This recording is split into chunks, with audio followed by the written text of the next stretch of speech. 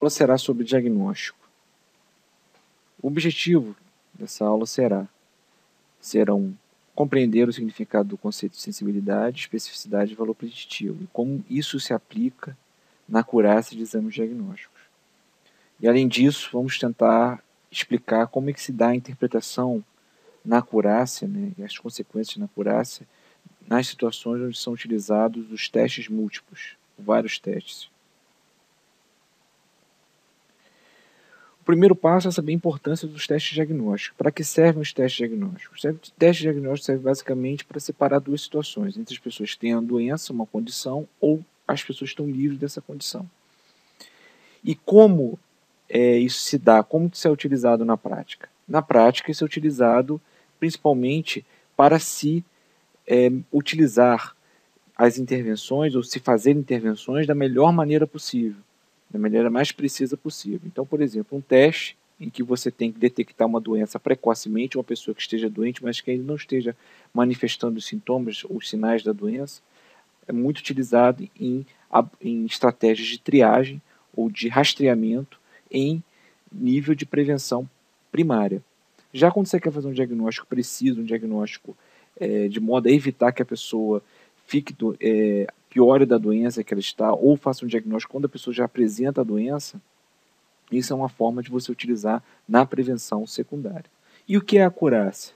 A acurácia é a capacidade de um teste em diferenciar essas duas situações. Então, quanto mais potente, quanto mais poder ele tem em diferenciar essas duas situações, nós vamos dizer que ele é mais acurado. Agora, como a gente interpreta isso? Como a gente consegue chegar a esse valor? Inicialmente, nós temos que ter em mente o que é um padrão ouro. Para se calcular a acurácia de um teste, ou para se testar, ou para se medir isso, nós temos que saber quais são as pessoas que estão doentes. E como é que a gente faz isso? Geralmente, o teste ele tem aquela condição, ela tem um padrão ouro, que é a expressão mais próxima da realidade. E aí, a partir dessa medição, dessa aferição por meio do padrão ouro, nós conseguimos comparar os novos testes. Quer dizer, a partir desse padrão ouro, a gente consegue comparar a acurácia dos novos testes. A forma de você medir a acurácia do exame é você medir a sensibilidade e especificidade. A gente diz que a sensibilidade é a capacidade de um teste em detectar os verdadeiros positivos. Nessa tabela 2x2, que nós construímos para fazer a testagem de um teste novo, nós podemos observar que nós temos aqui, a partir do padrão ouro, quem está doente e quem não está doente. E, utilizando uma população, nós utilizamos o teste novo.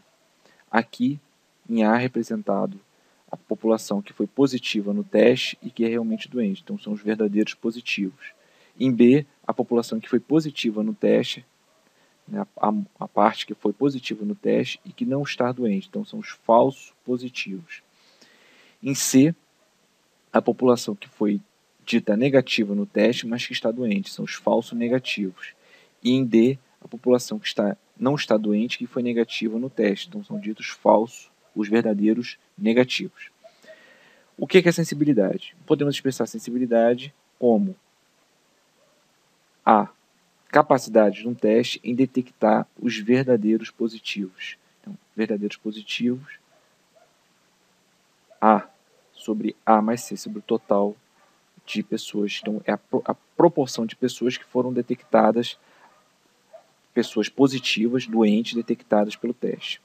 E a especificidade é a capacidade do teste em detectar os verdadeiros negativos. Então, é a proporção de pessoas que foram detectadas pelo teste como negativas, sendo realmente negativas. Então, a gente pode expressar isso, uma fórmula D sobre B mais D, total da população não doente. A outra forma de você medir, né, a acurácia de um teste é por meio do valor preditivo. Mas antes vamos explicar um pouquinho as características da sensibilidade e da especificidade.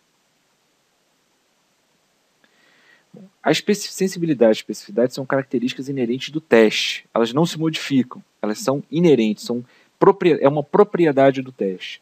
Então ela não se altera com nenhum outro fator, ela depende, a testagem, a chegar a esse número, depende de nós conhecermos um padrão ouro. Conhecemos o resultado verdadeiro por meio de um padrão ouro, mas ele não se altera em relação a outros fatores, é uma característica inerente do teste. Já o valor preditivo, a gente mede que o valor preditivo pode ser conceituado como a probabilidade de um exame ser positivo quando ele é realmente positivo. Quer dizer, o quão confiável é esse exame dentro ou quando se testa uma determinada população. Temos o valor preditivo positivo e temos o valor preditivo negativo. Quer dizer, qual é a probabilidade daquele exame ser realmente positivo quando testamos numa população? A gente mede isso de maneira simples, utilizando o conceito seguinte. Aqui são os verdadeiros positivos. Aqui nós temos todos os testes positivos.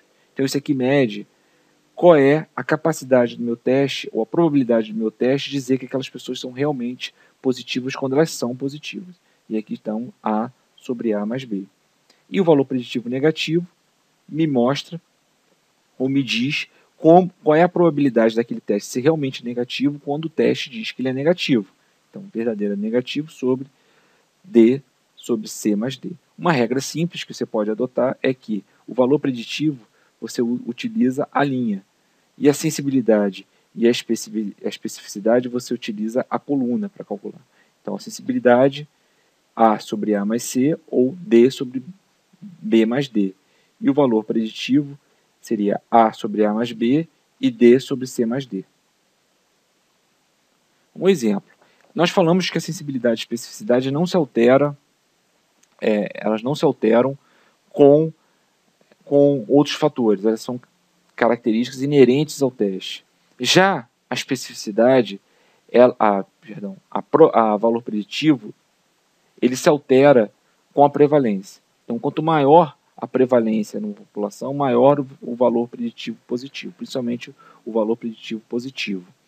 Então, se a gente observar o seguinte, com um teste com as mesmas características, né, sensibilidade de 99%, especificidade de 95%, se nós alterarmos a prevalência da doença que nós estamos testando, nós vamos observar o seguinte, que o valor preditivo positivo se altera de maneira considerável. Então, numa população cuja prevalência é de 1% para a doença que nós estamos testando, o valor preditivo positivo é de 17%. Quando a gente aumenta a prevalência da população, esse valor preditivo positivo chega a 51%.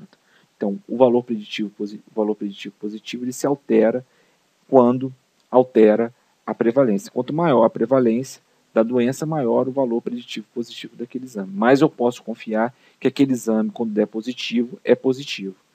Então, um exemplo típico é se você for testar doença coronariana numa academia de ginástica, onde só tem jovens. Mesmo que você faça um teste de esforço naquela população que lá está fazendo as suas atividades físicas, e você encontre um jovem positivo para o teste de esforço, positivo para alguma isquemia, para um teste positivo de esforço para isquemia, a probabilidade daquilo ser verdadeiro é muito baixa, porque ele não tem as condições para desenvolver a isquemia, para ter desenvolvido a isquemia. Então, o valor preditivo positivo numa população cuja prevalência da doença é baixa, ele é baixo também. Agora, se nós fizermos o mesmo teste de esforço numa população idosa, sedentária, com fatores de risco, e se der um positivo, isso vai demonstrar um valor preditivo bastante elevado. E aqui a gente observa isso, essa relação a gente observa mais uma vez, com a mesma explicação. Quer dizer, doença coronariana aguda, a gente observa o seguinte, quando você tem uma idade de 30 a 39 anos e uma alteração eletrocardiográfica nesse grupo, o valor preditivo positivo é muito diferente, o mesmo resultado. Então, numa população de 30 a 39 anos, uma alteração maior que 2,5 centímetros no desnivelamento intervalo QT, nós vamos observar que é diferente quando a gente pega uma população de 60 a 69 anos. Nós temos um valor preditivo positivo de quase 100%. Numa população de 30 a 39 anos, o valor preditivo positivo é abaixo de 5%. E isso varia também, claro, de acordo com o ponto de corte que nós utilizamos. Se o ponto de corte for elevado, a gente vai pegar mais pessoas positivas. Se o ponto de corte fora baixa de apegamento de pessoas positivas. Isso se explica pela curva de normalidade que a gente vai explicar mais para frente.